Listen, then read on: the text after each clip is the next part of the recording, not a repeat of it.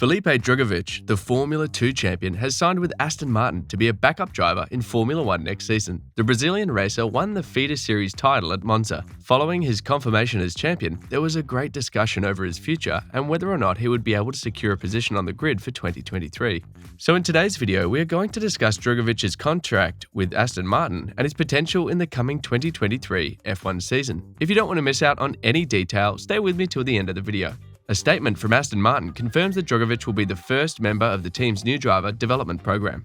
He will be a reserve driver for the next season and will drive an F1 vehicle in first practice at the Abu Dhabi Grand Prix later this year. Becoming a member of the AM F1 driver development program is a fantastic opportunity for me and only adds to what has been an extremely enjoyable and successful 2022 season, said Drugovich, who signed his deal with his new employer on the same day he was crowned F2 champion. Winning in Formula 2 has long been regarded as the best possible launchpad into a career in Formula 1, and I see my role at AMF1 as giving me all the tools to take that crucial next step. For me, 2023 will be a learning curve. I will be working with the F1 team, but my primary goal is to learn and develop as a driver. I hope that will give me an opportunity to race in Formula 1 in the future. In addition to his reserve duties, Drugovich will attend several race weekends next year to become more acquainted with the F1 paddock. In November, he will also take part in a young driver's test and spend additional time behind the wheel of Aston Martin's 2021 automobile. Lawrence Stroll, Aston Martin's ambitious billionaire executive chairman, stated, "I am enormously proud to have inaugurated the AM F1 driver development program. I am a big believer in rewarding young talent, and this is a fantastic way to help develop the next generation of drivers."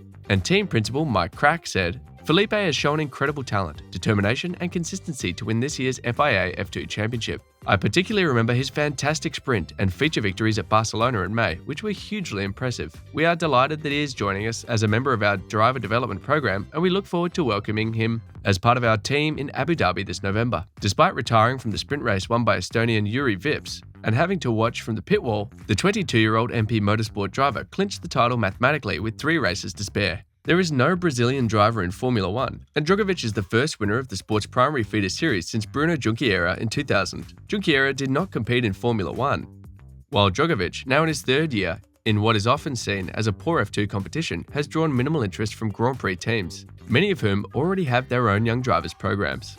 There are few places still available in F1. Obviously, it's very difficult to get that main seat, Drugovich said. "We're trying, but if not, we'll try to get a reserve seat."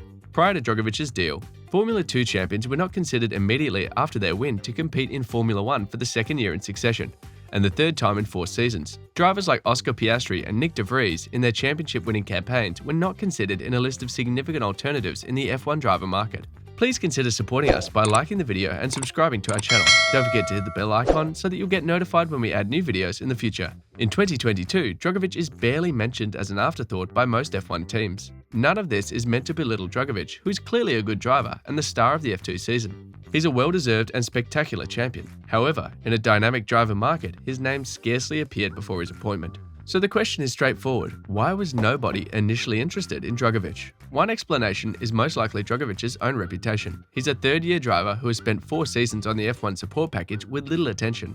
A race-winning debut F2 season raised anticipation for his second season with the highly regarded UNI Virtuosi team, but Drugovich squandered the opportunity.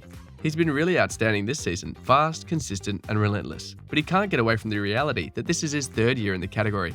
When combined with his performance in 2021, it generates the impression that this season is the consequence of longevity rather than pure skill. Another consideration is the opponent. Unfortunately for Drugovich, the F2 harvest this year is pretty poor. The rookies have been unpredictable, while the returning drivers have been underwhelming. The list of drivers Drugovich is defeating prompts little more than a shrug, much as when De Vries defeated Nicholas Latifi to the 2019 F2 crown. That may be considered insulting, yet it is how the grid is regarded. Earlier this year, one F1 team head told the race that none of the F2 crops was worth picking up.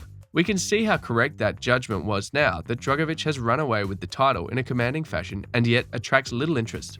There's one more item to think about. When you look at how F1 teams are organized, it's simple to understand where their interest in drivers resides. Mercedes, Red Bull, Ferrari, Alpine, and Williams all have their own driver development programs. On this, AlphaTauri is associated with Red Bull. The truth is that none of these teams are willing to forego their own assets in favor of an outside recruit unless there is a compelling reason to do so.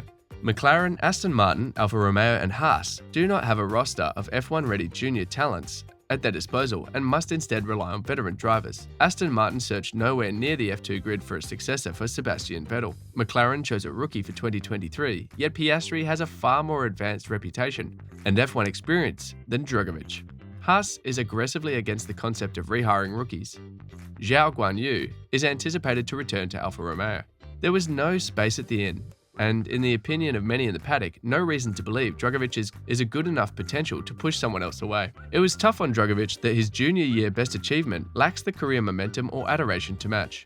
He may take solace in the fact that he is far from the first F2 winner to be judged in this manner, and he will almost definitely not be the last. Yes, it's a personal slight, but it's also a political issue that F1 and F2 need to seriously consider resolving.